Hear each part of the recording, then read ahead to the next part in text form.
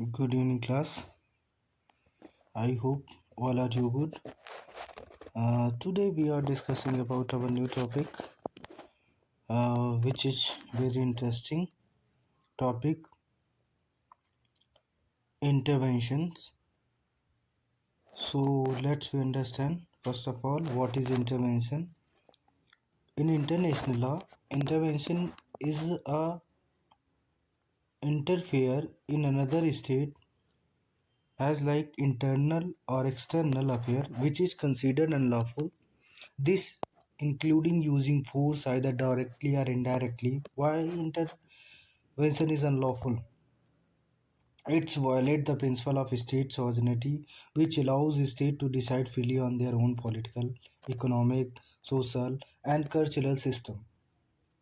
It can use coercion to force other state to make choice they should be able to make freely. So intervention can be internal or external.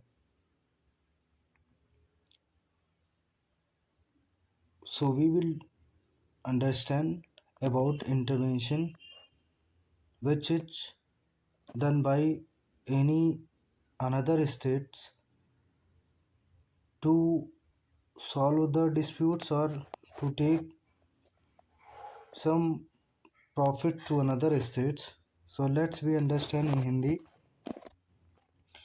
राज्य का हस्तक्षेप क्या है और राज्य के हस्तक्षेप के क्या परिणाम होते हैं और राज्य का हस्तक्षेप कानूनी है या नहीं है या गैर कानूनी है, तो इस सब को हम लोग जानने का प्रयास करेंगे। हस्तक्षेप जब कोई एक राज्य किसी दूसरे राज्य के आंतरिक या बाहरी मामलों में हस्तक्षेप करता है और जिसे गैर कानूनी माना जाता है, इसमें प्रत्यक्ष या अप्रत्यक्ष रूप से बल का प्रयोग करना भी शामिल है। अच्छा, हस्तक्षेप गैर कानूनी क्यों है? क्योंकि यह राज्य की संप्रभुता के सिद्धांतों का उल्लंघन करता है और राज्यों को अपने राजनीतिक, आर्थिक और सामाजिक सांस्कृतिक प्रणालियों पर स्वतंत्र रूप से निर्णय लेने की अनुमति नहीं देता, स्वयं ही इंटरवेंशन करता है और राज्यों को ऐसे विकल्प चुनने के लिए बाध्य करता है कि राज्य बल का प्रयोग कर सकता है जिन्हें वे स्वतंत्र रूप से चुन सकते हैं। और हस्तक्षेप किसी व्यक्ति की या किसी राज्य की स्वयं की संप्रभुता पर प्रश्न चिन्ह खड़ा करता है। तो इन सब चीज़ों को हम लोग समझने के लिए हस्तक्षेप को पढ़ेंगे और जानेंगे। आइए हम लोग जानते हैं। हस्तक्षेप का अर्थ होता है एक राज्यों द्वारा दूसरे के आंतरिक मामलों में बलात् हस्तक्षेप जो इन राज्यों की प्रादेशिक अखंडता या राजनीतिक अखंडता को या उसकी स्वतंत्रता के विरुद्ध निर्देशित होता है। संयुक्त राष्ट्र संघ के उद्देश्यों एवं सिद्धांतों से असंगत है। यह हस्तक्षेप सैनिक, आर्थिक, राजनयिक भी हो सकता है। इसमें से सैनिक हस्तक्षेप या आक्रमण शांति और स्वतंत्रता के लिए या उस देश के विरुद्ध हस्तक्षेप किया जाता है जिसके मामले में हस्तक्षेप से बहुत बड़ा खतरा हो सकता है। हस्तक्षेप की परिभाषा देते हुए ओपेनहाइम कहते हैं कि एक राज्य द्वारा दूसरे राज्यों के मामले में अधिनायकवादी हस्तक्षेप है। वास्तविक वस्तु स्थिति को बनाए रखना या उसके परिवर्तन के उद्देश्य से है। हस्तक्षेप केवल राज्य द्वारा हो सकता है या कई राज्यों द्वारा सामूहिक रूप से हो सकता है। जैसे 1895 में रूस, फ्रांस और जर्मनी ने जापान के विरुद्ध हस्तक्षेप किया ताकि वह चीनी क्षेत्र जो उसके शिमोनोसेकी संधि के अंतर्गत ले लिया था उसे लौटा दे। इस हस्तक्षेप के परिणाम स्वरूप जापान ने चीन को क्षेत्र लौटा दिया और इस प्रकार अचानक हमला इंक्लूजन के द्वारा संयुक्त राज्य अमेरिका के द्वारा उसने इराक के विरुद्ध अपने नायकों को बचाने का असफल प्रयास किया।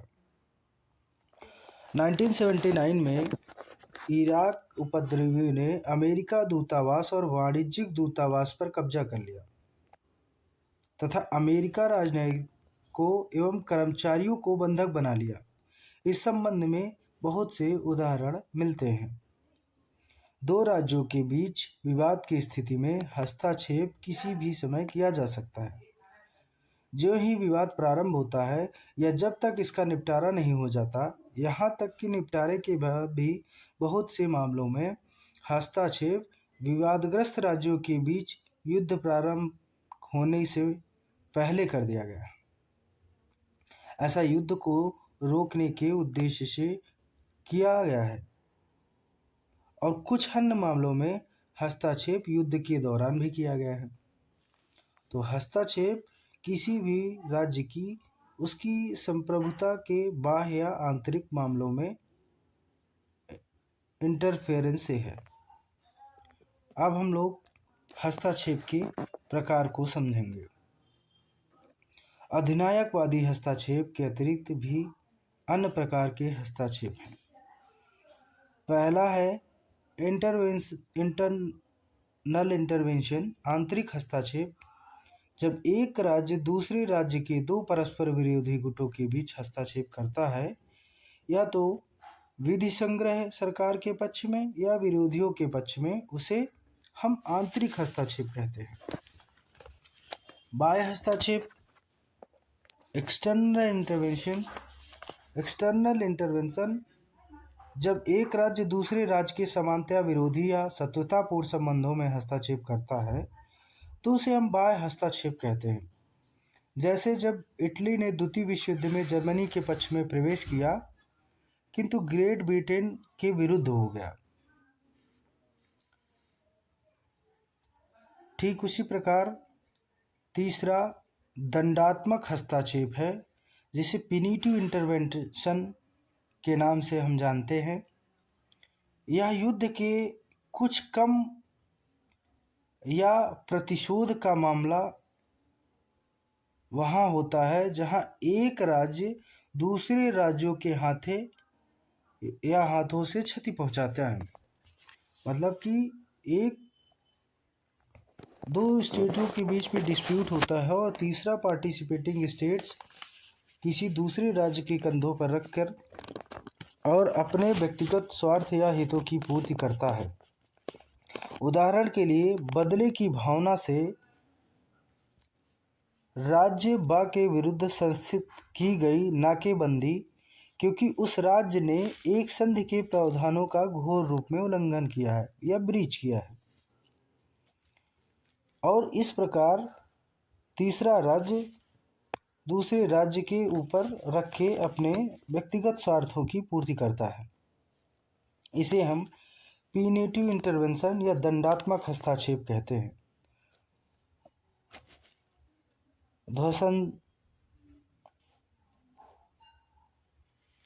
ध्वंसात्मक या विद्रोही हस्तक्षेप, सबवर्जिव इंटरवेंशन एक राज्य द्वारा प्रचार या अन्य प्रकार की कार्यवाहियों को अपने उद्देश्यों की पूर्ति के लिए इस आशय से कि दूसरे राज्य में विद्रोह या गृह संघर्ष को बढ़ावा मिले, परंतु अंतर्राष्ट्रीय विधि ऐसे हस्तक्षेप का प्रतिषेध करती है। हस्तक्षेप सैनिक राजनयिक भी हो सकता है। सैनिक हस्तक्षेप सबसे अधिक खतरनाक होता है। यह अन्य राज्यों के क्षेत्रों के सैनिकों अधिग्रहण, नौसैनिक प्रदर्शन, नाकेबंदी, अन्य राज्य या उसके नायकों की संपत्ति के अधिग्रहण, व्यापार प्रतिबंध, विदेशियों की गिरफ्तारी, विदेशी राजनयिकों के निष्कासन के रूप में हो सकता है। और ये हस्तक्षेप जो किसी राज्य के सैनिक के मध्य हो सकता है, नौसैनिकों के प्रदर्शन के मध्य हो सकता है, नाकेबंदी के हो सकता है, राज्य नागरिकों के उनकी प्रॉपर्टी के एक्विजिशंस में इंटरवेंशन हो सकता है, ट्रेड में इंटरवेंशन हो सकता है, फॉरेनर के अरेस्ट में इंटरवेंशन हो सकता है, या विदेशी राजनयिकों को निष्कासन के रूप में एग्जीक्यूशन ऑफ फॉरेन एम्बेसडर के मामले में इंटरवेंशन हो सकता है। क्या हस्तक्षेप न्यायोचित है? इन इंटरवेंशन जस्टिफाइड? यह एक विवादास्पद प्रश्न है कि मध्यक्षेप हो सकता है या नहीं। कुछ विधिशास्त्रियों के अनुसार कतिपय परिस्थितियों में मध्यक्षेप हो सकता है, हस्तक्षेप हो सकता है, जबकि दूसरों का कहना है कि हस्तक्षेप सभी परिस्थितियों में विधि विरुद्ध कार्यवाही है। परंतु यह कहा जा सकता है कि निम्नलिखित परिस्थितियों में अंतर्राष्ट्रीय विधि के अंतर्गत एक राज्य को हस्तक्षेप का विधिसंगत या लिस्टिमेट राइट है।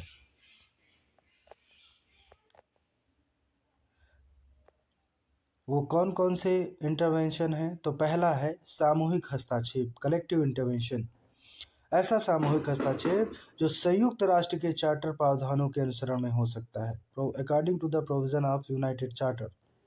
यह एक प्रकार के प्रवर्तन, कार्यवाही, इन्फोर्समेंट एंड एक्शन सुरक्षा परिषद के अधिकार के अंतर्गत चार्टर के अध्याय 7 के अंतर्गत हो सकता है। The provision which is mention under the UN charter act chapter 7 on the codified law, collective intervention can be done।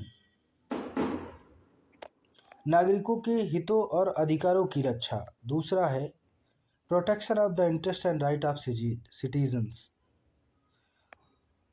यह हस्तक्षेप एक राज्य अपने विदेश में रहने वाले नागरिकों के राइट्स, इंटरेस्ट और उनके इंडिविजुअल प्रोटेक्शन के लिए हस्तक्षेप का सहारा ले सकता है। अक्टूबर 1983 में इस आधार का सहारा संयुक्त राज्य अमेरिका ने ग्रेनाडा के द्वीप पर बहुराष्ट्रीय बल के उतारने की न्यायोचितता के लिए किया था। तीसरा इंटरवेंशन है आत्मरक्षा, सेल्फ डिफेंस। आत्मरक्षा में हस्तक्षेप किया जा सकता है। इस बात को मान्यता संयुक्त राष्ट्र के चार्टर के अनुच्छेद 51 से मिली है। यह अनुच्छेद वैयक्तिक और सामूहिक आत्मरक्षा की बात करता है। अपने प्रभुत्व के संरक्षित राज्यों के क्रियाकलाप में हस्तक्षेप, intervention in the affair of protection under its domain. एक राज्य अपने प्रभुत्व में संरक्षित राज्य के क्रियाकलापों में संधि के निबंधनों के अनुसार हस्तक्षेप कर सकता है। तकनीकी रूप से इसे हस्तक्षेप नहीं कहते, क्योंकि यह संरक्षित हस्तक्षेप राज्य की सहमति से या उसके प्रावधानों के अनुसार किया जाता है। चौथा हस्तक्षेप है मानवीयता के आधार पर हस्तक्षेप, ह्यूमन इंटरवेंशन। कभी कभी मानवता के आधार पर भी हस्तक्षेप किया जाता है, जब कोई राज्य अपने ही देश की प्रजा, नागरिकों, धार्मिक भावनाओं का दमन करता है या दबाता है। यद्यपि अपने देश की प्रजा के साथ व्यवहार का मामला शुद्ध रूप से किसी देश का आंतरिक मामला है, लेकिन यही बात मानव अधिकार के उल्लंघन की स्थिति में हस्तक्षेप के बारे में नहीं कहा जा सकती, क्योंकि ऐसे हस्तक्षेप के लिए संयुक्त राष्ट्र के चार्टर के प्रावधानों के आड़े हाथ आते हैं, अर्थात हस्तक्षेप के लिए बाधक बनते हैं। तो उनको करना गलत साबित होता है। इस प्रकार इंटरवेंशन किसी दूसरे राज्यों पर उनके आंतरिक मामलों में इंटरनल और एक्सटर्नल इंटरवेंशन करने से अभिप्राय है।